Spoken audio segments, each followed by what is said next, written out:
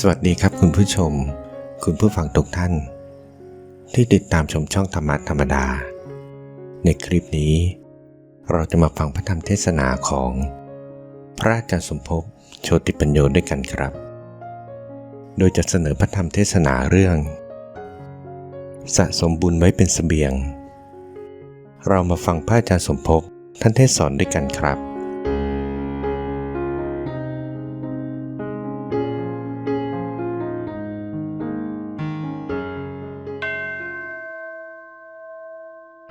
เพิ่มถ้าเสียงมันแหบมันเป็นที่มันช็อตอะไรก็เพิ่มขึ้นเวลาอยากจะปรารภถึงการสั่งสมบารมีบารมีนี่ก็คือความดีที่สั่งสมบางคนได้สั่งสมมาแล้วหลายภพหลายชาติมันก็ง่ายขึ้นเวลามาทำความเพียรศรัทธามันเพิ่มขึ้นมันเกิดความปีติเกิดปราโมทย์เกิดความพอใจถ้ามันเป็นอย่างนี้ก็แสดงว่ามันมีของเก่าที่เคยสั่งสมมาหลายภพหลายชาติดูตัวอย่างเด็กตัวเล็กๆที่เข้ามาอยู่ในวัดเด็กเหล่านี้ไม่มีใครบังคับแต่เขาก็พอใจที่จะมาอยู่อย่างนี้บ้านเมืองปัจจุบันไม่เอื้ออำนวยที่จะให้เด็กๆเข้าวัดแม้แต่ผู้ใหญ่หัวงอกแล้วก็ไม่อยากจะเข้าวัดเพราะว่ามันไม่ถูกใจกิเลสตัณหานี่เด็กบางคนพ่อแม่เป็นทุกข์ใจเพราะเด็กเข้าวัดอย่างกรณีนายเปียกซึ่งเราต้องพยายามพูดจาให้แกไปโรงเรียนอยู่ม.5 โรงเรียนสกลราษฎร์เพราะโรงเรียนปิดพอถึงวันศุกร์แกก็จะรีบมาวัดจะขี่มอเตอร์ไซค์มาทีนี้พ่อแม่ไม่อยากให้ลูกมากลัวจะเสียอนาคตของลูกคือถ้าเห็นลูกเข้าวัดแล้วก็กลัวจะเสียอนาคตแต่ทีนี้เรามองดูว่าบางคนพ่อแม่พออยากจะกราบจะไหว้ให้ลูกเข้าวัดและลูกก็ไปดมกาวเสียลูกก็ไปคบเพื่อนไม่ดีไม่งามไปกินเหล้าเมายาเสียทั้งหมดนั้นมันเกิดมาจากกระแสแห่งวิญญาณของเก่าวิญญาณนี้เป็นกระแสเหมือนกระแสน้ำไหลไปแล้วมันก็มีแฟเล็กแฟน้อยไหลตาได้เห็นรูปหูได้ยินเสียงจมูกได้กลิ่นลิ้นได้รสสิ่งเหล่านี้ก็จะไปไหลรวมลงไปที่กระแสใหญ่คือจิตเรียกว่าจักขุวิญญาณโสตวิญญาณฆานะวิญญาณชิวหาวิญญาณกายวิญญาณที่ได้สัมผัสแล้วเล่าเกิดความรู้สึกขึ้นทางตาทางหูเกิดความพอใจไม่พอใจขึ้นแล้วมันก็จะไปรวมกันอยู่ในจิตพระพุทธเจ้าจึงเรียกว่า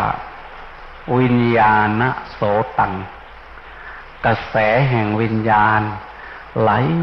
พัดพาเอาดีไปด้วยเอาชั่วไปด้วยพอมาเกิดใหม่ที่เรียกว่าปฏิสนธิวิญญาณปฏินั้นแปลว่าอีกก็ได้สนธิแปลว่าต่อวิญญาณที่มาต่อกันอีกพบใหม่ภาษาฝรั่งเขาใช้เขาแปลตรงๆไม่ได้เอาภาษาบาลีมาใช้เหมือนภาษาไทยเขาใช้คำว่า living conscious คือความรู้ที่มันต่อกันจากสภาพแห่งภพหนึ่งมาต่ออีกภพหนึ่ง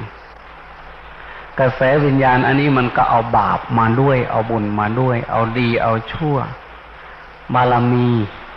ที่เราเรียกว่าบารมีแห่งคุณงามความดีที่สั่งสมมามันก็เอามาต่อกันอีกส่วนผู้ที่มีความชั่วสั่งสมความชั่วไว้เยอะมันก็เอามาต่อกันอีกเอามาต่อกันเราจะเห็นได้ว่าเมื่อปฏิสนธิวิญญาณ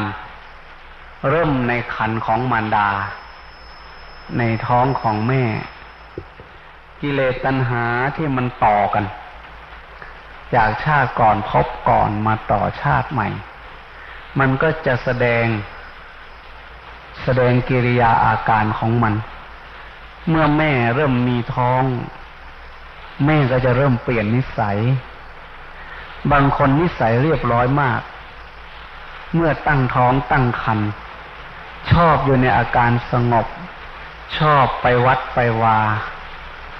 ชอบไปฟังเทศน์ฟังธรรมชอบไปทำบุญสุนทรทานในชีวิตปัจจุบันที่เราเห็นเนี่ยหรือจะดูตามเรื่องราวชาดกอย่างกรณีนางขุษดีเมื่อตั้งท้องพระเวสสันดรขึ้นมันก็ผิดปกติทันทีเพราะปฏิสนธิ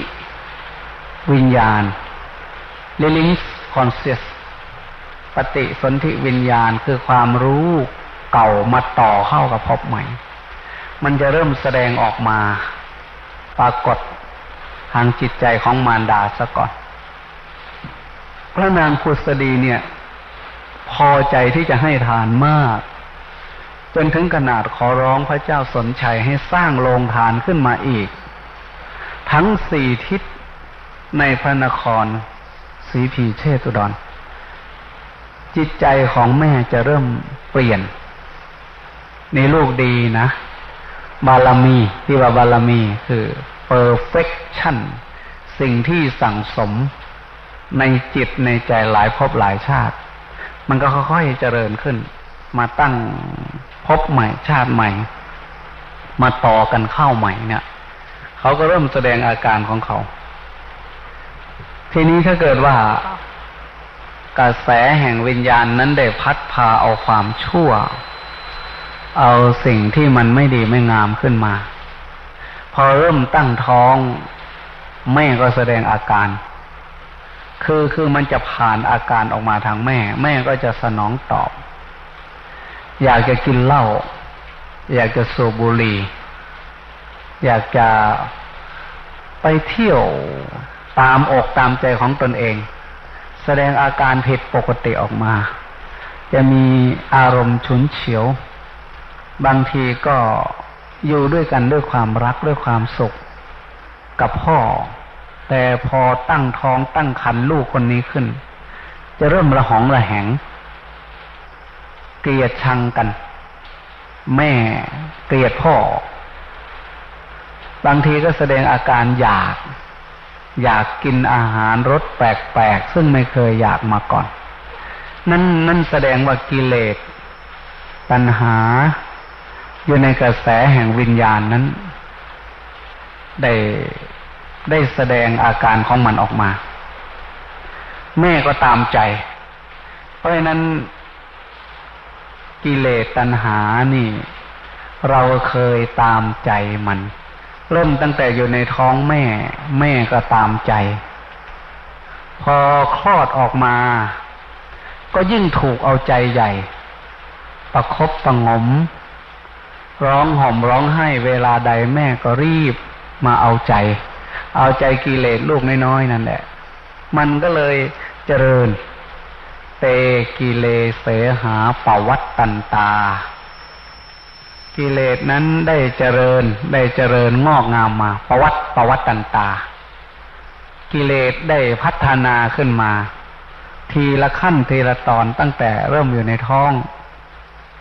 เมื่อเราเจริญเติบโตขึ้นมาเองทีนี้เราก็เอาใจตัวเองก็คือเอาใจกิเลสนั่นแหละพอเรามาปฏิบัติธรรมทีนี้มาไม่เอาใจกิเลสมาไม่ตามใจกิเลสมาเพื่อจะข่มกิเลสมาเพื่อจะทรมานมันก็เลยเกิดความรู้สึกว่า เป็นทุกข์อย่างเรามานั่งสมาธิตั้งแต่ตี 2มาเนี่ยมันไม่ถูกใจกิเลสอย่างยิ่งกิเลสมันเครียดมันจะฆ่าพอภาษาบ้านเฮาว่ามันเครียดหลายพามันตื่นมาแต่เช้าเนี่ยทรมานมันแต่เราก็คิดว่าไม่มีทางอื่นที่จะยิ่งไปกว่านี้พระพุทธเจ้าท่านเปรียบการทรมานกิเลสการข่มใจฝืนทวนกระแสของกิเลสตัณหาท่านเปรียบเสมือนพี่เลี้ยงน้องซึ่งมีน้องที่น่ารักอยู่คนเดียวแต่บังเอิญว่าน้องตัวเล็กๆนั้นมันไปกินอะไรเข้าไปในปากไปกินเศษไม้ไปกินเศษเหล็กเข้าไปพอดีกำลังคาอยู่ในปากในคอขยับขยื่นไม่ได้มีแต่เจ็บร้องไห้ถ้าจะปล่อยให้น้องนั้นกลืนเศษเหล็กเศษไม้เข้าไปในท้องก็มีแต่อันตรายคือตายแต่ถ้าจะไปดึงออกไปอะไรออกก็เจ็บจับต้องไม่ได้มันร้องไห้ใหญ่ไม่มีทางหลีกเลี่ยงนอกจากว่ายอมให้มันเจ็บก็เอามือของเราเนี่ยแย่เข้าไปเจ็บก็ต้องยอมทั้งรักทั้งสงสารน้องกลัวมันจะร้องไห้มันจะเจ็บจะปวดแต่เลยเจ็บไปนั่นมันคืออาการตายของน้องพี่ผู้ปรารถนาดีก็เลยเอามือนี่แย่เข้าไปล้วงเอาเศษไม้เศษเหล็กเนี่ยดึงออกมาทั้งที่สงสารน้องมันเจ็บมันปวดมันร้องไห้พอดึงออกมาอาจจะมีเลือดไหลออกมาอาจจะเป็นบาดแผลหรืออาจจะมีชิ้นเนื้อบางส่วนขาดติดออกมาด้วยแต่นั้นก็จะเป็นไปเพื่อความปลอดภัยเพื่อโสติภาพของทารกนั้นของน้องนั้นก็เลยยอมให้มันเจ็บมันปวดดีกว่ายอมให้มันตายพวกเรามาก็เหมือนกับมาเอาชิ้นเหล็กชิ้นวัตถุชิ้นโลหะออกจากปากของกิเลสตัณหานั่นแหละของชีวิตเราเนี่ยยอมเจ็บยอมปวดยอมทรมานแม้จะง่วงเหงาหาวนอนแม้จะมีความรู้สึกว่าเป็นการทรมานแต่มันก็ไม่มีทางเลือกเราได้ตามใจตนเองตามใจกิเลสตัณหามาหลายภพหลายชาติหลายโกรธกับที่ได้เกิดมาในวัฏสงสารแม้แต่ในชาตินี้เริ่มต้นในท้องแม่ก็เริ่มเอาใจเริ่มแสดงกิริยาอาการต่างๆที่เป็นการปรารถนาของปฏิสนธิวิญญาณแม่ย่อมไปแสวงหาสิ่งที่อยากกินอยากอยู่ไปขอใครก็ไม่ให้ก็โกรธเขาเป็นแรมปีเพราะว่าตามใจกิเลสลูกน้อยๆในท้องไม่ได้ทีนี้พอคลอดออกมาก็ถูกเอาใจประคับประคองมาตลอดพอโตมาหน่อยเราก็เอาใจตนเองแต่บัดนี้เรามาปฏิวัติไม่เอาใจกิเลสเรามาเป็นกบฏเรามาเป็นคนทรยศหักหลังกิเลสตัณหามาเป็นบุคคลอกตัญญูพระพุทธเจ้าท่านเรียกคำหนึ่งนะท่านเรียกผู้ปฏิบัติธรรมท่านว่าคนอกตัญญูแต่ในความรู้สึกของพวกเราว่าถ้าผู้ใดอกตัญญูนั้นเป็นคนเลวร้ายมากคือไม่รู้จักบุญไม่รู้จักคุณของผู้มีบุญมีคุณอันนั้นเรามองไปที่ตัวบุคคลถึงจะมีคำกล่าวว่าความเป็นผู้รู้จักกตัญญูเป็นเครื่องหมายของคนดีแต่ในที่นี่ในการปฏิบัติธรรมการไม่กตัญญูต่อกิเลสเป็นเครื่องหมายของผู้ปฏิบัติธรรมจึงมีคำกล่าวว่าอัสสัทโธอกตัญญูจะสันทิเฉโทจะโยนะโรหะตาวกาโซวันตาโซสะเวอุตตโมปุริโสแป ตเวอุตโมปุริโสแปลว่ายอดคนคนนั้นน่ะยอดคนยอดคนนั้นคืออัสสโทอกตัญญูจะไม่มีศรัทธาไม่มีศรัทธากับกิเลสละอกตัญญูเป็นผู้ทรยศหักหลังกิเลสตัณหาไม่กตัญญูกตเวทีต่อมันเราเคยสนุกสนานเพราะได้สนองตอบความทะเยอทะยานอยากของกิเลสตัณหา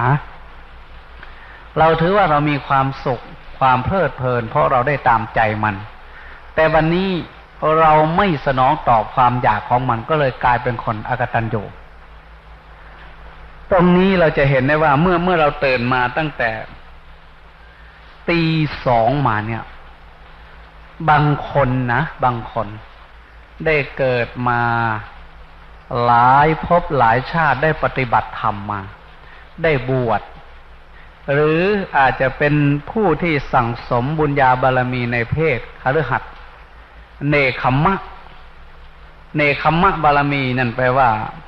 การข่มใจออกจากสิ่งที่รักใคร่ยินดี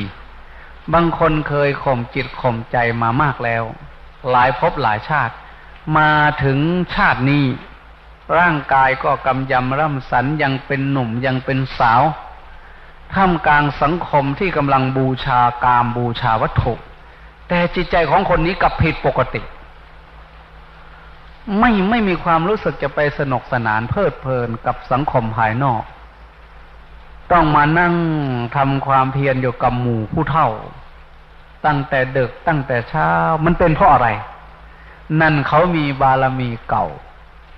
เนคขมะบารมีเคยได้สั่งสมการข่มใจของตนเองออกจากสิ่งที่รักใคร่ยินดีมาจนกลายเป็นความเคยชิน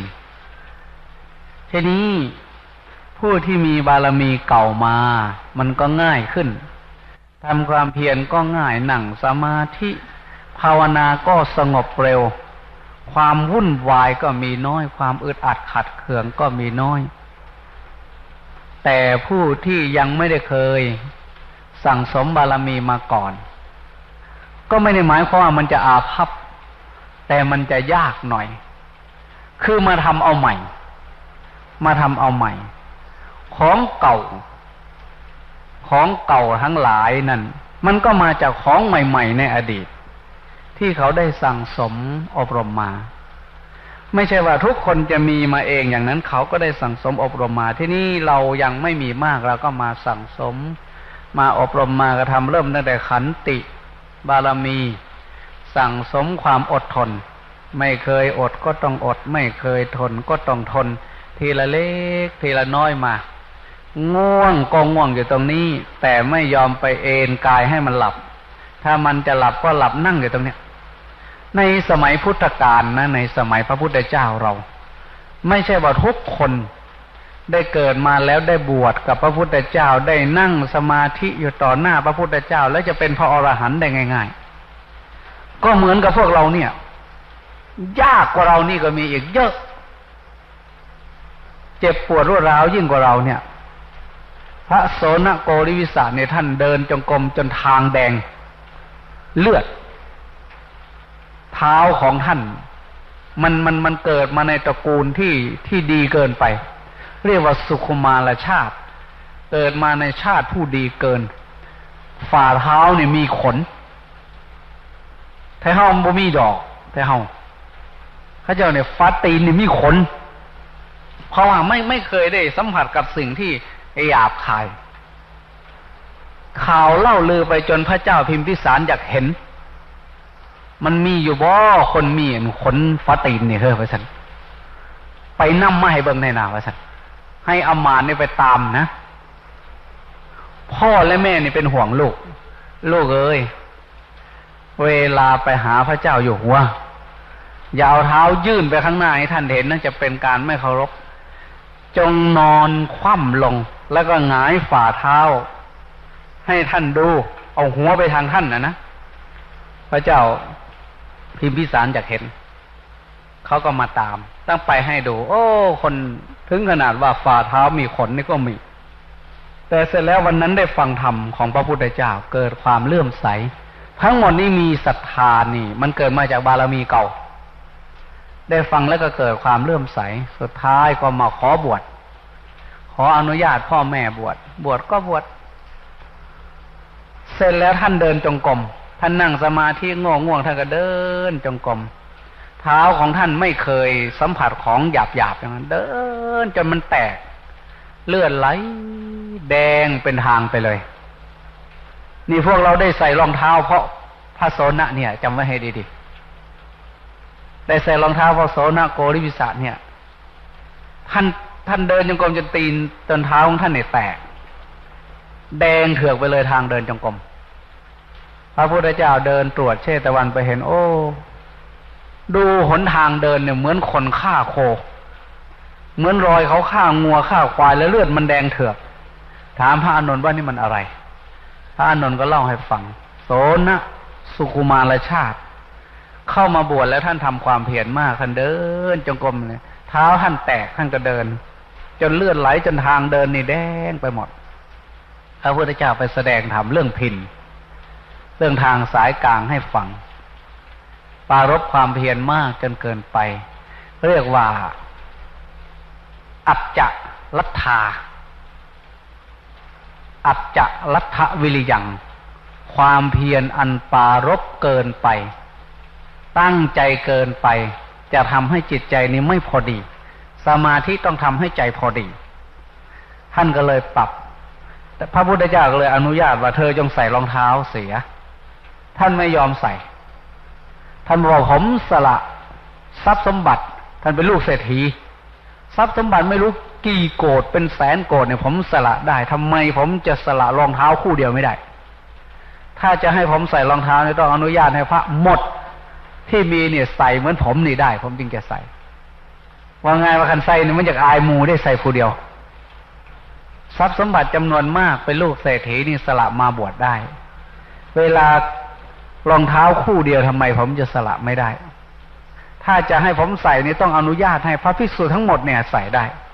พระพุทธเจ้าท่านก็เลยอนุญาตพวกเราได้ใส่รองเท้ามาเท่าทุกวันเนี่ย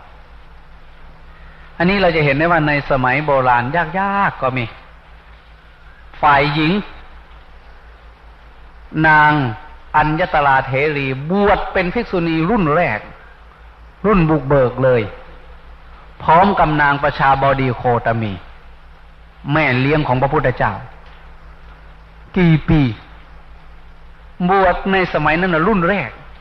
ที่ห่มผ้าเหลืองเองไปขอบวชกับพระพุทธเจ้าไม่ได้บวชแล้วนางประชาบดีชวนบวชเอาโลดละเฮาให้จังได๋ก็บ่ได้บวชแท้ผมห่มเหลืองยางเหลืองอลามไปหาพระพุทธเจ้าเลยพระพุทธเจ้าก็เลยจำยอมนางไปรื้อฟื้นบุญคุณบอกว่าเลี้ยงดูมาพระโลกนาถเจ้าได้ทรงเดิมธนธาราอุรธาราของหม่อมฉันจนเจริญเติบโตมาได้เลี้ยงดูมาเวลาหม่อมฉันอยากจะบวชทำไมจึงไม่อนุญาตให้บวชขอเพียงแค่นี้เอามาไปบวชเองพระพุทธเจ้าก็จำยอมในจำนวนที่บวชมาเป็นหมู่เนี่ยก็มีนางอัญญตราเถรีนี่คนหนึ่งที่บวชมาด้วยจำนวนพระภิกษุณี500รูปบวชมาในชุดนั้นบรรลุธรรมเป็นพระอรหันต์หมดเหลือนางนี่คนเดียวอัญญตราเถรีนี่25 ปีไม่เคยพบความสงบเลยนั่งสมาธิชั่วรัดนิ้วมือเนี่ยไม่เคยพบความสงบแต่เฮาบ่ปานนั้นตัวยังเหงานอนได้อยู่ไอ้นั่งหลังงอกนึงนั่นแสดงว่าสงบไปงอกนั้นน่ะ25 ปีไม่เคยพบความสงบเลยเพราะอะไรราคะมีความกำหนัดกล้าในทางเพศมากแต่มีศรัทธากับความกำหนัดนี่ตีกันมาตลอดไม่เคยได้พบความสงบเลยนอกจากหลับตื่นขึ้นมาก็มีแต่ความกำหนัดแผดเผาด้วยราคะธรรมแต่ศรัทธาในธรรมก็มากสู้กันมาถึง25 ปีสุดท้ายได้บรรลุธรรมเป็นพระอรหันต์ทั้งหมดนี้เราจะเห็นได้ว่าในสมัยพุทธกาลโน้นก็เหมือนเดี๋ยวนี้บางองค์นี่ยากลำบากมากคือมีบารมีมาไม่พอ ก็ต้องมาสั่งสมมาอบรมกันบางคนง่ายนิดเดียวบางคนง่ายนิดเดียว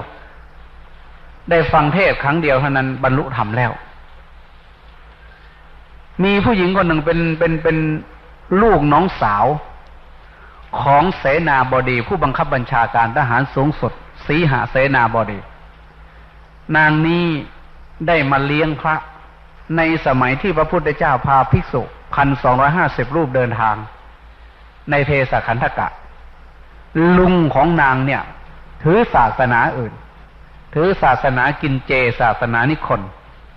บังเอิญวันนั้นได้ฟังธรรมพอได้ฟังธรรมแล้วก็ขอเลี้ยงพระ 1,250 รูปนางนี้ก็เป็นผู้ช่วยทำอาหารทำอะไรพอฉันพระพุทธเจ้าฉันเสร็จแล้วท่านก็แสดงธรรมอนุบุพิกถาเรื่องทาน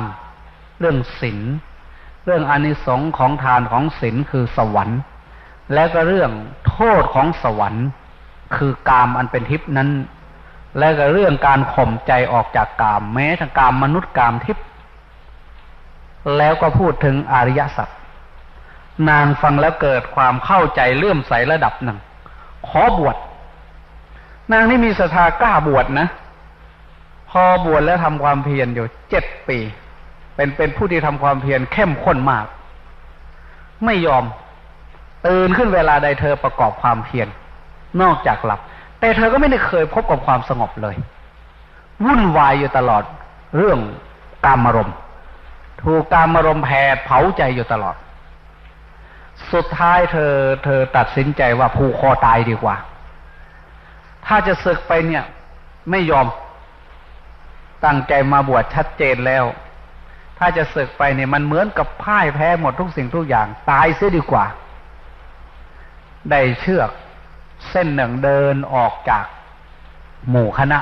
เข้าไปในป่าไปมัดเชือกกับกิ่งไม้ดีๆแล้วก็มัดคอตนเองนั่งพิจารณาทบทวนตลอดเวลา7 ปีที่บวชมาเราไม่ได้เคยกระทำอะไรผิดพลาดตามคำสั่งสอนของพระศาสดากระทำดีมาตลอดเพียงแต่ว่ามันไม่ยอมสงบลงจากความรู้สึกกำหนัดใคร่ในกามารมณ์นึกถึงศีลของตนเองก็ทำให้สบายใจอยู่ว่าไม่ได้ล่วงเกินอะไรแต่ถ้าจะอยู่ต่อไปนะมันก็คงจะถูกบีบคั้นด้วยความทุกข์ของกามารมณ์ไปอย่างนี้วรัมปิอิทะอุพันธังยันจะหีนังปุนาจเรเราผูกคอตายเสียที่นี่ดีกว่าการกลับไปเป็นเพศคฤหัสถ์ที่บ้านว่าแล้วก็โดดเลยล็อกคอเขาเดพอล็อกคอปั๊บมันจะตายพอจะตายในความรู้สึกกำหนัดทางกามมันหายวับมันจึงสิมีมาแนวมาจากมวลอยู่ว่ามันสิตายระบาดไงเชือกรัดคอในช่วงนี้สติสัมปชัญญะสมาธิที่เคยระดมทุ่มเทฝึกฝนมา7 ปีมาให้ผลตรงนี้เองมันกลับมารู้จักความเจ็บปวดรวดร้าวเวทนาซึ่งกำลังจะขาดใจไปเนี่ยจิตระดมมาปล่อยวางไม่มีโลกนี้ไม่มีโลกไหนกระแสวิญญาณขาด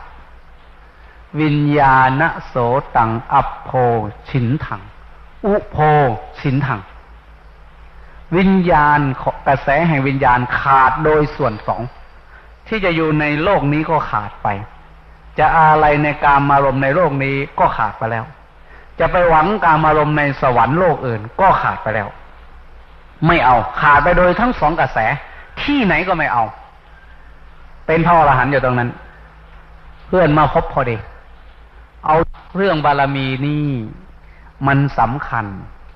ที่พวกเราตื่นมาตั้งแต่ตี 1 ตี 2อย่าเข้าใจว่ามันไม่ได้อะไรนะผู้ที่นั่งไปแล้วก็ไม่มีความสงบมีแต่ความวุ่นวาย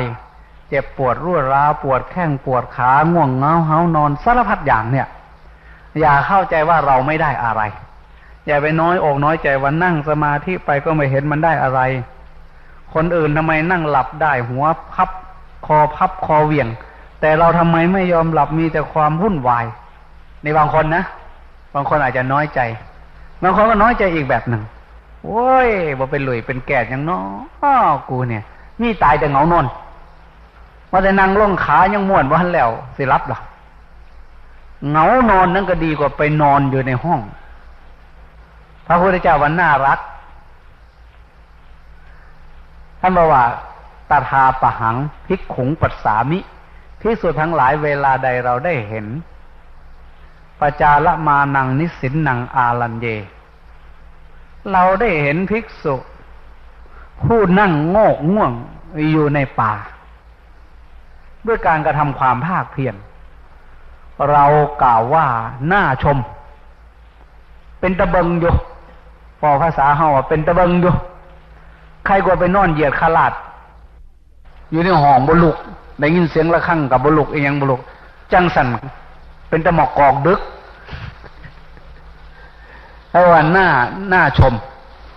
แล้วทางการจังฝากความหวังไว้ว่าท่านผู้มีอายุนี้บรรเทาความเหน็ดเหนื่อยเมื่อยล้าด้วยอาการนั่งหลับเหมือนลิงอย่างนี้จักมีสมัยโอกาสใดโอกาสหนึ่งสมัยอื่นการนั่งหลับของเธอนี้แหละจักชนะกำจัดนิวรณ์ทั้งห้าออกไปจากจิตใจได้นิวรณ์ห้ามีอะไรไอ้ตัว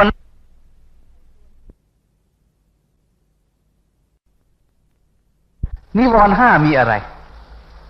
ไอ้ตัวนั่งเหงานี่ตัวหนึ่งล่ะมี5 อัน5 อันนี้คือสิ่งที่เป็นอันตรายต่อสมาธิผมอยากจะเรียกมันว่าจิตส่วนเกินจิตไม่พอดีสมาธินี้คือจิตพอดี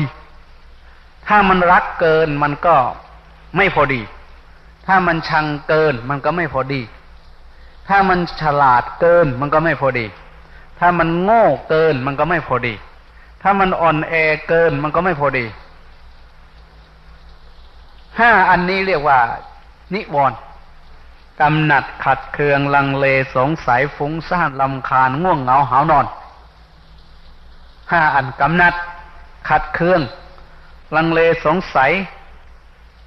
ฟุ้งซ่านรำคาญง่วงเหงาหาวนอนผู้ภาษาเราง่ายๆว่ารักเกินคือกำหนัดนั่งอยู่นี่ล่ะเนี่ยจากไปหาหักผู้ใดอยู่สิใดเพิ่งคิดมาหาหักวัดมันหลายโพดกลางคืนก็บ่มืดคิดไปเห็นหน้าผู้นั้นคิดเห็นหน้าผู้นี้บ่ได้เอาไฟฉายมาไว้ถ้าเยี่ยงให้มันคิดนี่เรียกว่ารักเกินใช้คำว่ารักเกินอย่างง่ายภาษาพระพุทธเจ้าว่ากามฉันทะพอใจใคร่อยู่ในกามนั่นแหละต่อมาก็ชังเกินพยาบาทนั่งอยู่นี่แหละเนี่ยคือสร้างผู้นั้นคือสร้างผู้นี้อยู่ด้วยกันเนี่ยชังกันเกลียดน้ำหน้าคนโน้นชังคนนี้บ่มีผู้สร้างหัวเจ้าของก็มีได้บัดเนี่ยจิตส่วนเกินอยู่ด้วยกันไม่เกลียดคนใดไม่ชังคนใดแต่เกลียดตนเองชังตนเองน้อยใจโง่ตายชั่วมากเราเนี่ยไปนั่นมีเด้เอาไปมาเรียกบางหมู่ขึ้นนั่งรับสบายแท้กูขึ้นนั่งรับบ่เป็นนอกพระบาละเนี่ยมันคือสัวตายแท้สร้างเจ้าของเกลียดชังตนเองนี่หนักเข้าไปอีก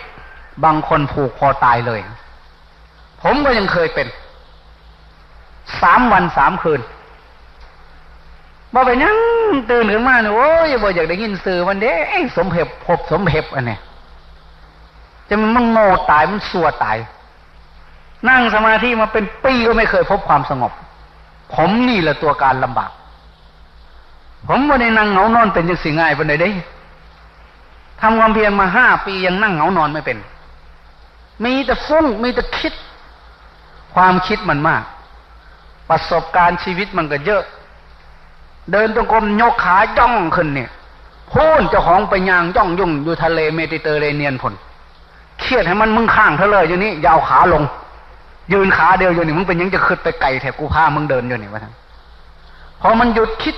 เอาก้าวขาลงปั๊บยกขานี้ขึ้นพูนไปเดินอยู่ทะเลแดงเจด้าผลใส่เสื้อโอเวอร์โค้ทจกกระเป๋าจุ๋ยดูนกนางนวลอยู่ในทะเลความคิดน่ะมึงคือไปไกลเถอะวะท่านบ่ให้หัวมึงลงขาข้างเนี่ยยกข้างเธอเลยไว้ทรมานมันผู้ใดมาเห็นก็จะว่าผีบ้ายืนขาเดียวนั่นใดนอผมเอากับมันเนี่ยผมไม่เคยสงบนะ เป็นปีนี่ไม่ได้สงบนั่งรับเนี่ยบ่อยบ่มีดอกรับบ่เป็นนอกจากนอนง่วงไปได้ก็บ่หลับบาดนี่มันมาหอดวางหนึ่งเกิดพยาบาทบ่สั่งผู้ใดดอกสั่งเจ้าของสั่งนำหนามึงเด้มาสัวตายแท้เวลาไปฟังอาจารย์เทศคนเดินเขานั่งหลับนั่งง่วงเราก็ฟังบัดเวลาอาจารย์ถามคนนู้นเป็นอย่างไรคนนี้เป็นอย่างไร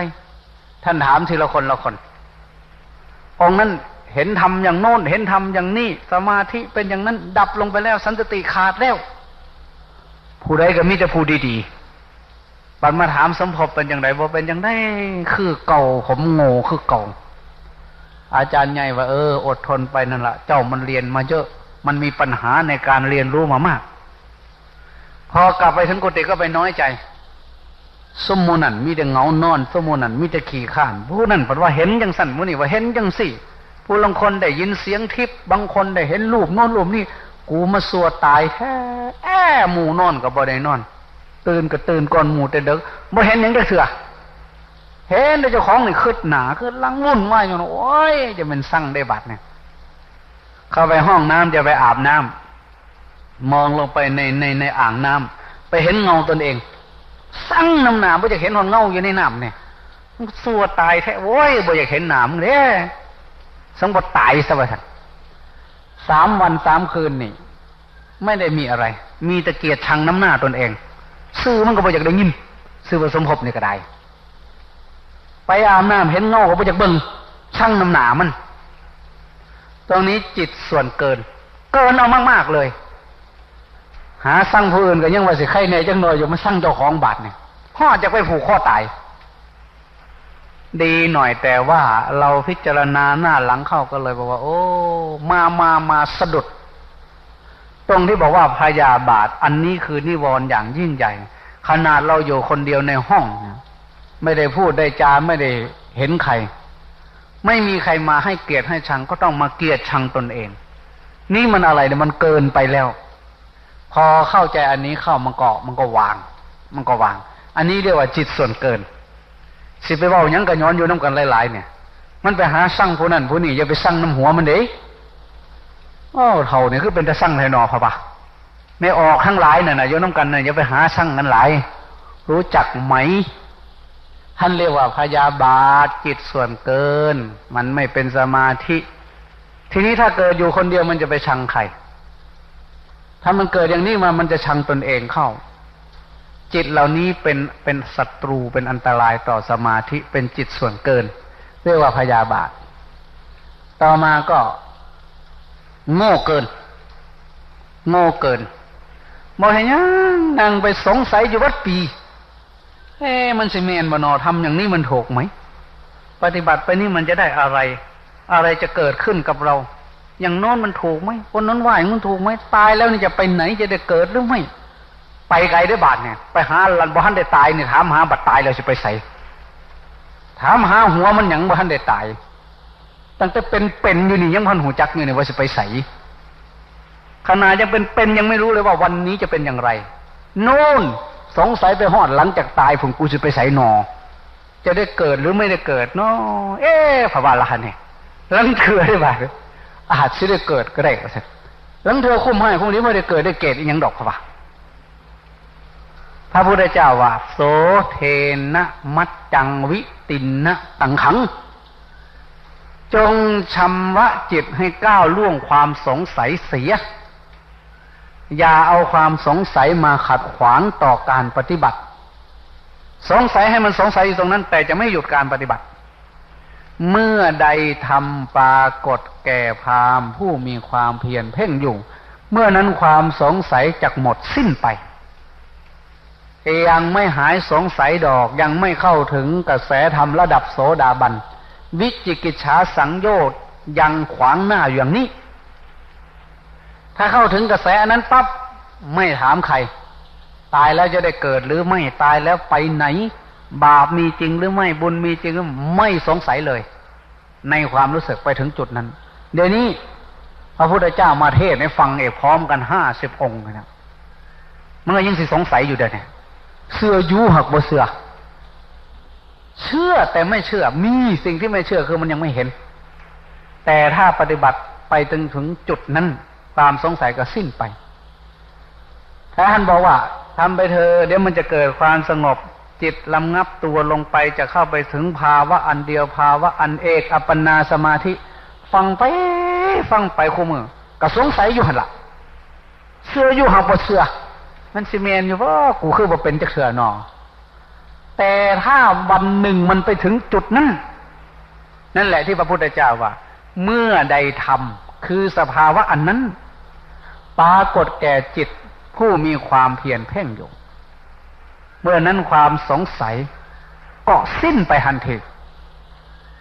ไม่สงสัยเลยไปถึงนั้นสิ้นสงสัยมีอยู่ครั้งหนึ่งหลวงปู่เท่าของเราเนี่ยสมัยศาลาหลังนี้ยังไม่มีตรงนี้ยังไม่ได้ซื้อเขาตรงสระน้ำนี่ยังเป็นของเจ้าของนาเขาเป็นป่าละเมาะเดินไปบิณฑบาตหลวงปู่ยังบิณฑบาตได้วันนั้นก็ไปบิณฑบาตตามปกติ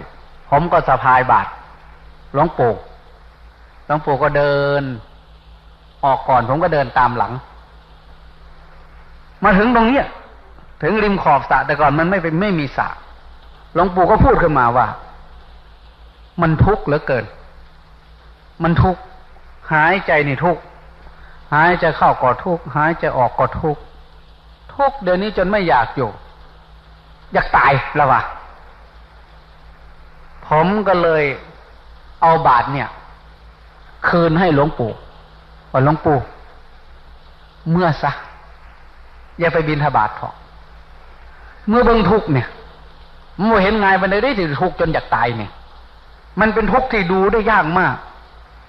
ดูมันนั่งดูนอนดูเดินดูมันทุกข์ขนาดไหนทุกข์กินข้าวก็ทุกข์กระดุกกระดิกในทุกข์ไปหมดหายใจก็ทุกข์นี่มันเป็นการปรากฏตัวของทุกข์แห่งอริยสัจทุกขสัจด้วยความละเอียดลงแห่งจิตใจตามปกติมันจะไม่เห็นวันนี้มันทุกข์เหลือเกินตั้งแต่ตื่นขึ้นแต่ท่านก็บอกว่าท่านไม่อยากอยู่อยากตายอย่างนี้อยากตายไม่อยากจงก็เลยบอกว่าอย่าอยากตายอย่าอยากอยู่ยาสุอยากตายไหมเนี่ยปู่อย่าอยากอยู่อย่าอยากตายไปเบิ่งทุกข์เนี่ยไปเบิ่งแนวใดบ่เบิ่งก็เห็นอยู่แล้วว่าเห็นยังบ่ทันพ่อไปเบิ่งคักๆไปนั่งเบิ่งไปนอนเบิ่งบ่ต้องไปบิณฑบาตดอกทุกข์สิเฮียเดี๋ยวทุกข์นี้จะหายไปไม่พบอีกเราก็บอกง่ายๆอย่างย่องกลับคืนไปดูเวลามาฉันข้าวก็ฉันอย่างทุกข์กินข้าวนี่ก็ทุกข์ที่สุดพอฉันอิ่มก็บอกว่าไปเนี่ยปู่ขึ้นไปเบิ่งทุกข์เองหลวงปู่ท่านก็ดูทุกข์อยู่อย่างนั้นน่ะ3 วัน 3 คืนทุกข์ตกพอถึงคืนที่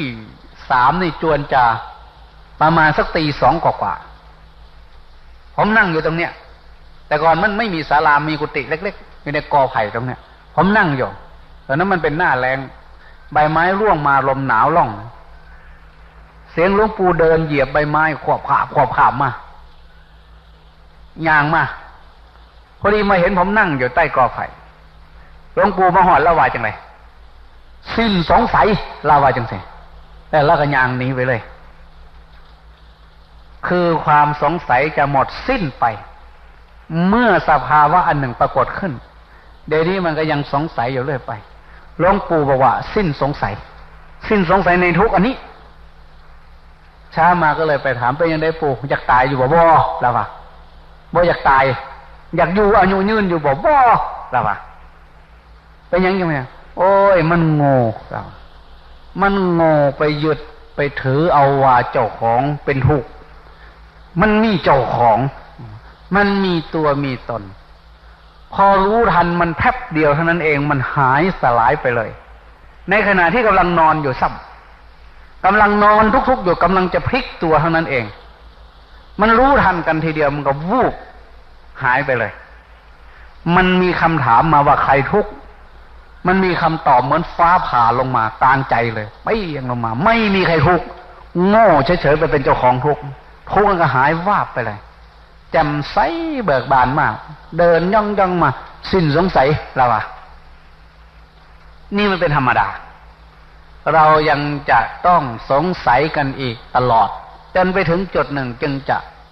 สิ้นความสงสัยเรื่องที่เรายังสงสัยอยู่แล้วก็จะรู้จักหน้าที่ที่จะทำต่อไปสิ่งที่ยังไม่ชัดเจนเราก็จะรู้วิธีจัดการกับมันท่านเรียกว่าญาณในอริยสัจสัจจะญาณรู้ความจริงว่าทุกข์เป็นอย่างนี้เหตุให้เกิดทุกข์มันเป็นอย่างนี้ความดับลงแห่งทุกข์มีอยู่ได้เห็นแล้วอย่างนี้การปฏิบัติเพื่อให้ถึงความดับทุกข์จริงๆเราได้ทำมาแล้วได้เห็นอย่างนี้เรียกว่าสัจจญาณความรู้ความจริงในเรื่องของความทุกข์แล้วก็จะมาถึงกิจ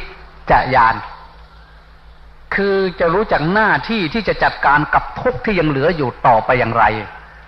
จะจัดการกับเหตุให้เกิดทุกข์ที่ยังเหลืออยู่ที่ละเอียดต่อไปอย่างไรแล้วก็จะมีอันที่สามว่ากตญาณความรู้ว่าทุกข์บางส่วนเนี่ยมันหมดไปแล้วอย่างไงมันยังเหลืออยู่อย่างไรแต่ว่ารู้ความจริงรู้หน้าที่รู้สิ่งที่ทำเสร็จมาแล้วและจะทำต่อไปอย่างไรจึงมีสัจจญาณกิจญาณกตญาณรวมกันเป็น3ใน4ของอริยสัจเป็น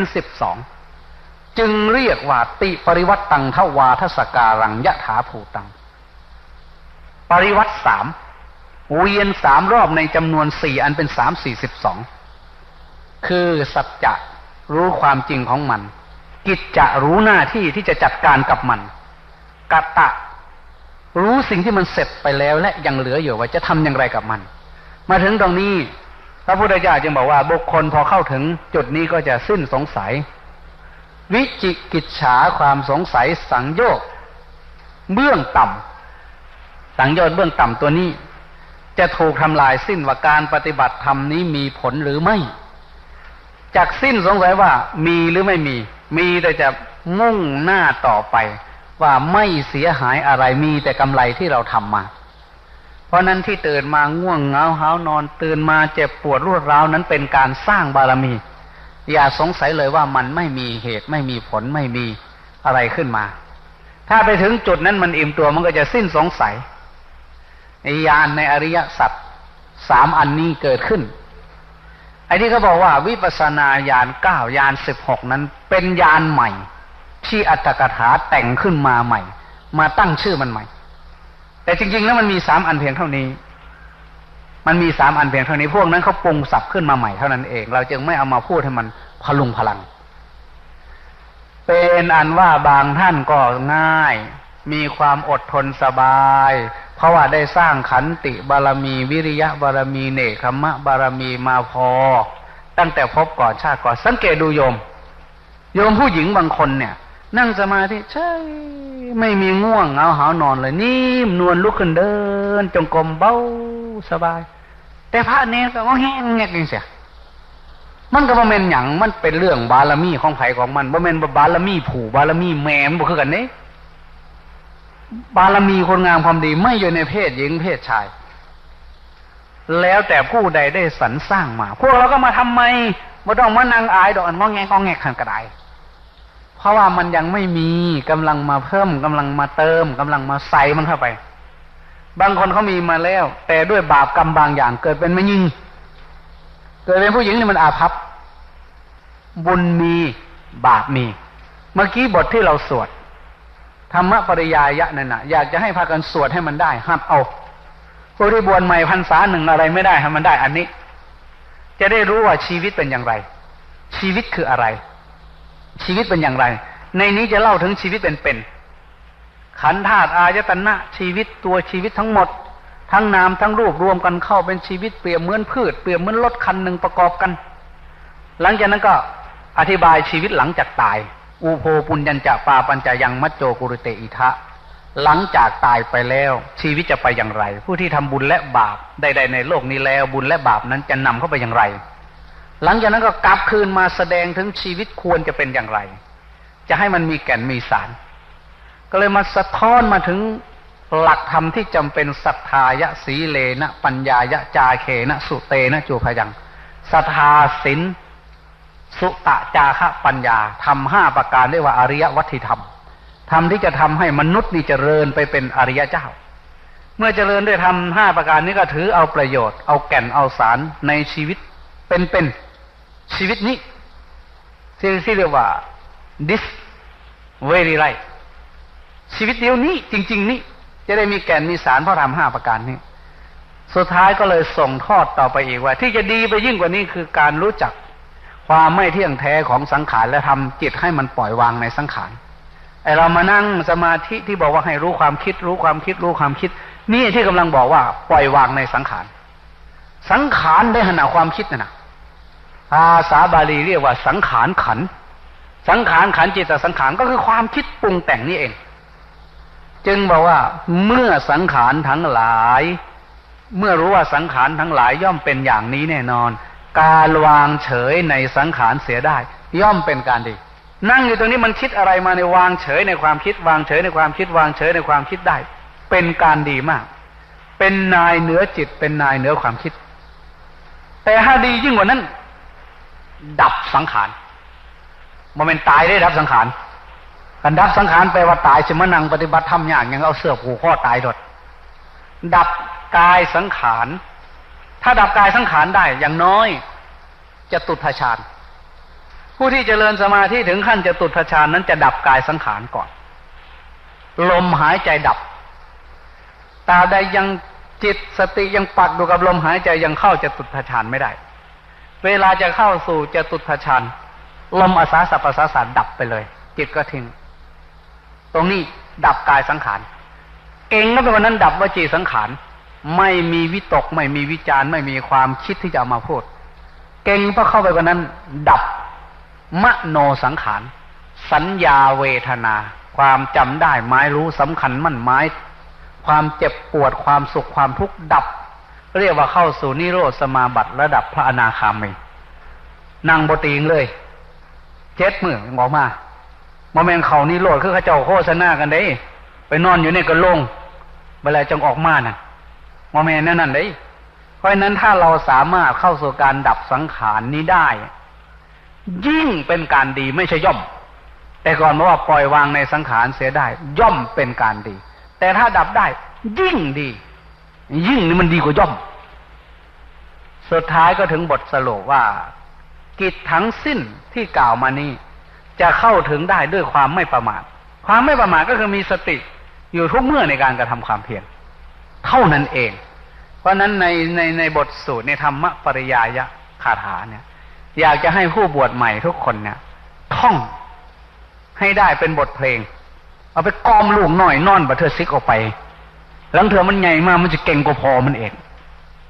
เนี่ยให้ถือว่าเป็นบทเพลงแห่งชีวิตบทเพลงแห่งอริยเจ้าบทเพลงแห่งอริยชนเวลาของเราล่วงมา6:18 ก็สมควรฟ้าสางแล้วที่เราจะได้ยุติกันขอความเจริญงอกงามในศาสนาในบุญญาบารมีในอริยญาณธรรมที่ภาคเพียรพยายามกันอยู่นี้จงบังเกิดมีในจิตในใจในขันธสันดานของท่านทั้งหลายโดยทั่วกันทุกรูปทุกองค์ทุกท่านทุกคนเถิด